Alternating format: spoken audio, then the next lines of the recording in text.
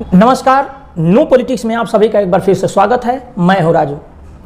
पिछले 2 दिनों पहले उड़ीसा के बालासोर में जो ट्रेन दुर्घटना हुई, उस ट्रेन दुर्घटना में जितने भी लोग मारे गए, तकरीबन 300 के लोग मारे गए हैं, उन सभी की आत्माओं को शांति के लिए मैं ईश्वर से प्रार्थना करता हूं। और इस दुख की घड़ी में ईश्वर उनको सांत्वना दे, इस दुख की घड़ी को सहने की उनको क्षमता दे। हालांकि सरकार ने अपने तरफ से मुआवजे का ऐलान किया है, राज्य सरकारों ने भी अपने अपने तरफ से किया है। मैं मानता हूं कि जो व्यक्ति उनके घरों से चला गया वो वापस नहीं आएगा, लेकिन इन मुआवजों से इतना होगा कि उनके बाल बच्चों का कम से कम कुछ दिनों भरण पोषण चल जाएगा। पिछले 2 दिनों से मेरी हिम्मत नहीं हो रही थी कि इस मामले में कुछ आकर के बोलूं। और दूसरा मामला ये भी था कि इसके जो एक्चुअल रिपोर्ट था वो मैं इंतजार कर रहा था। हालांकि वो तो बाद में आएगा, लेकिन जो लब्बो-लुबाब जो जानकारी आ रही है उस जानकारी के हिसाब से वो पॉसिबल ही नहीं है हमको, जहां तक लगता है। क्योंकि हमने स्वयं रेलवे में तकरीबन 4 साल सर्विस किया है और उस अनुभव से मैं ये बता सकता हूं कि रेलवे के सेफ्टी मेजर्स इतने मजबूत होते हैं, उस सेफ्टी मेजर्स को बहुत भयंकर लापरवाही होगा तभी ब्रीच किया जा सकता है या जानबूझकर ब्रीच किया जा सकता है। ये 2 ऑप्शन है।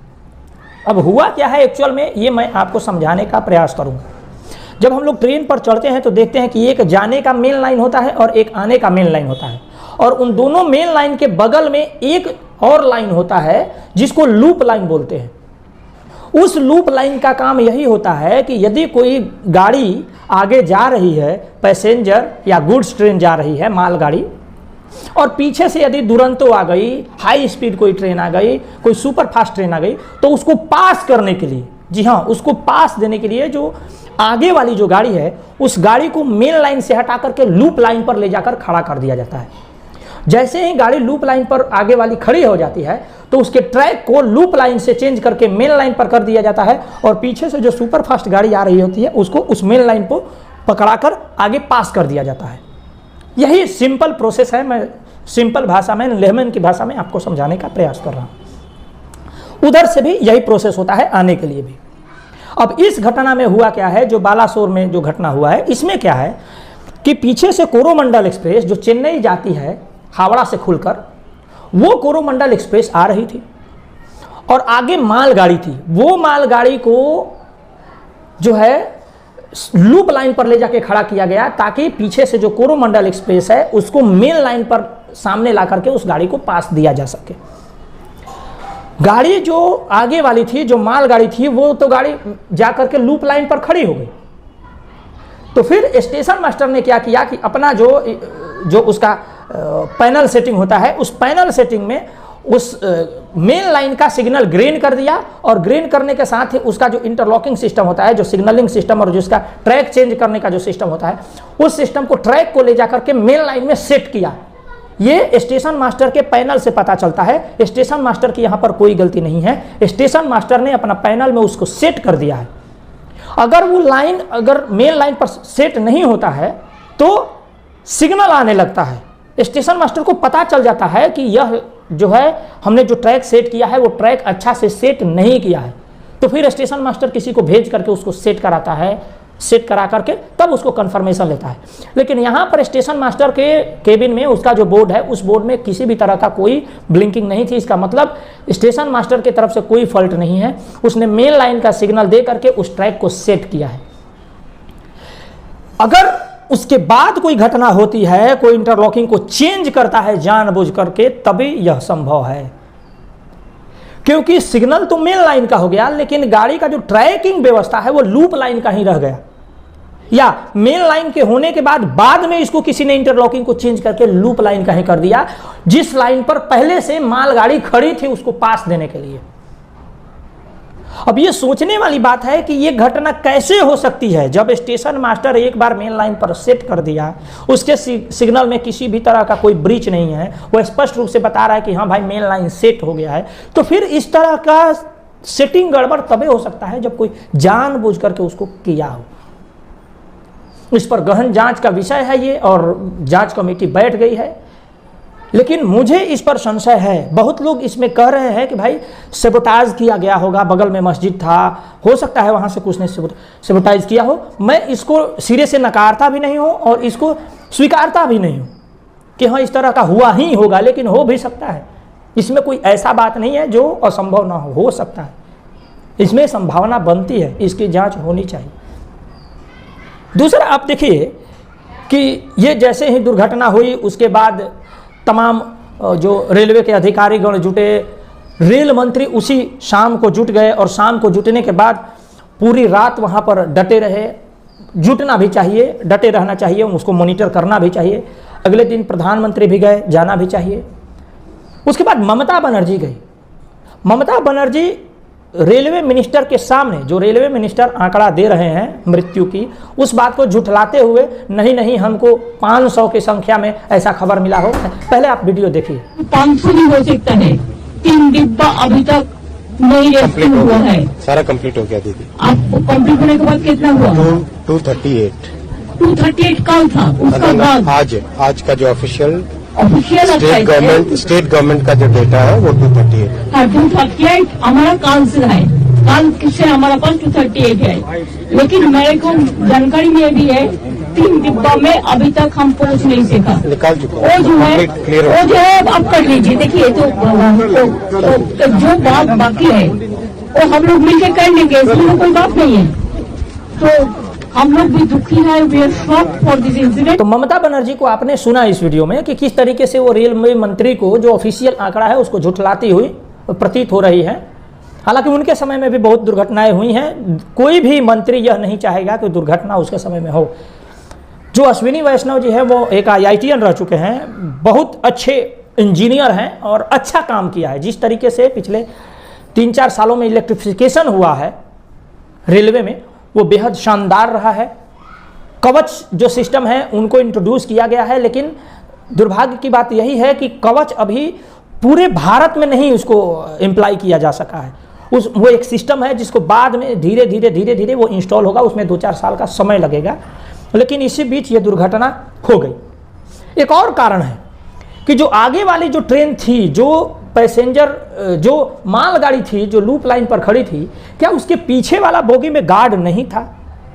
क्योंकि गार्ड की भी ये जिम्मेदारी होती है कि जब मेरी गाड़ी लूप लाइन पर आ गई तो अब उसको देखना है कि वो जो ट्रैक सेटिंग है वो लूप लाइन से मेन लाइन हुआ कि नहीं, वो देखना है। अगर नहीं हुआ तो स्टेशन मास्टर को इन्फॉर्म करना है कि भाई ये लूप लाइन पर ही अभी है, इसको ट्रैक को हटा करके मेन लाइन पर करिए, अन्यथा पीछे से कोई गाड़ी आकर इसको ठोक लेगी।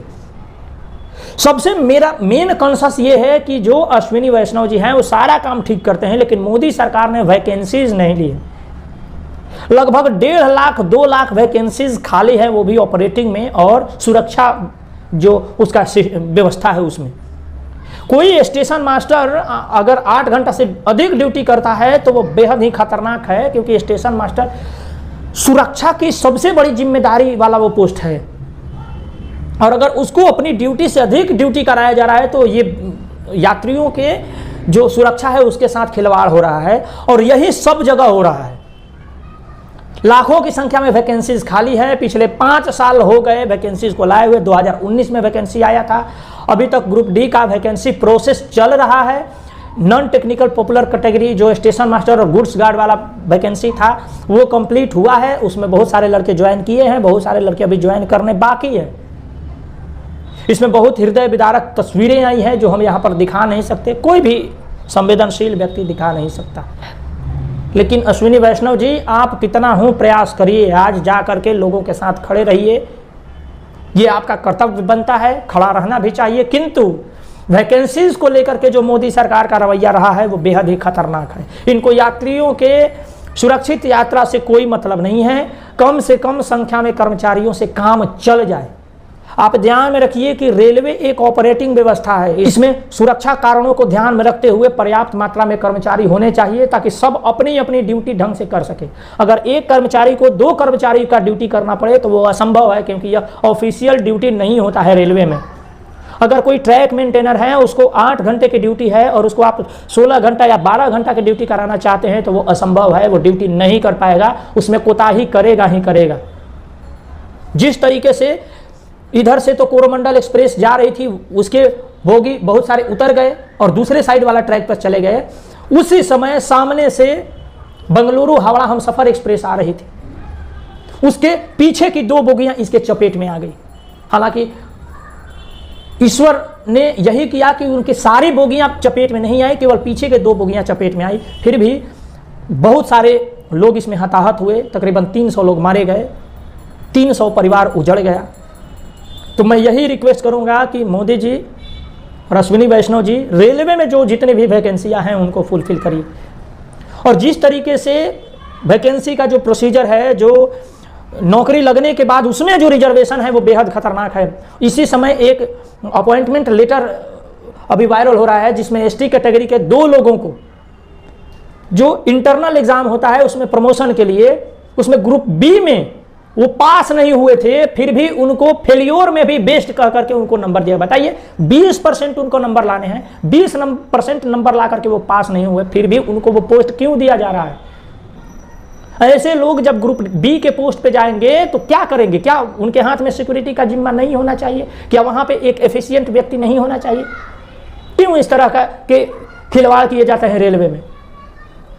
और बहुत सारे विभागों में भी, तो बहुत सारे विभागों में भी तो चलिए वहां पे सिक्योरिटी का इतना रीजन नहीं है, लेकिन रेलवे तो डायरेक्ट लोगों के जान माल से संबंधित है। इसको तो बकसिए इस तरह की चीजों से।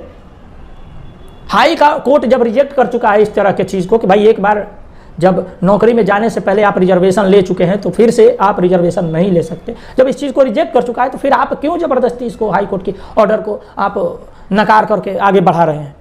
तो ये भी एक कंसर्न है। हो सकता है बहुत लोग हमसे आहत हो जाए, लेकिन ये एक चिंता का विषय है कि जो अपना जो बेसिक पास का मार्क्स है वो जो नहीं ला सका उसको क्यों आप दे रहे हैं भाई फेलियोर व्यक्ति को? तो ये बेहद चिंताजनक है। आप वैकेंसीज को भरिए, आपने अच्छा काम किया है, बाकी सारे फील्ड्स में रेलवे में अच्छा काम हुआ है, इसमें कोई दो राय नहीं है।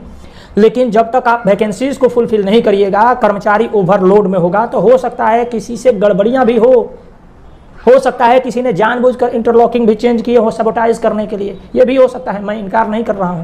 किंतु जब एक व्यक्ति अपने ड्यूटी से अधिक, बहुत अधिक जब ड्यूटी करेगा और ये रोज रोज का जब उसका काम हो जाएगा, तो हो सकता है अपने ड्यूटी में वो थोड़ी बहुत कोताही कर रहा हो। अब उसको बाद में आप कोई भी सजा दे ले, कोई फर्क नहीं पड़ता है। जितनी जाने जानी थी वो जाने जा चुकी है। और आपसे यही विनती है जाते जाते मेरा कि भाई आप कम से कम वैकेंसीज को फुलफिल करिए और हाई स्पीड में फुलफिल करिए। क्या ऐसी आवश्यकता है कि 5 साल में एक बार 1 लाख वैकेंसी लाते हैं फिर सो जाते हैं? हर साल आप वैकेंसीज क्यों नहीं लाते हैं? जिस तरीके से रेलवे के, जिस तरीके से स्टाफ सिलेक्शन कमीशन और बाकी सारी जो और संस्थाएं, उनके जैसा आप साल दर साल क्यों नहीं वैकेंसीज लाते हैं? मान लिया इस साल 50,000 वैकेंसी, आप 50,000 ले लीजिए, अगले साल 1 लाख वैकेंसी है, 1 लाख ले लीजिए और थोड़ा फास्ट काम करके उसको जल्दी से जल्दी निस्तारित करिए। यही विनती है। एक बार फिर से जितने भी दिवंगत आत्माएं हैं उनको ओम शांति, नमस्कार।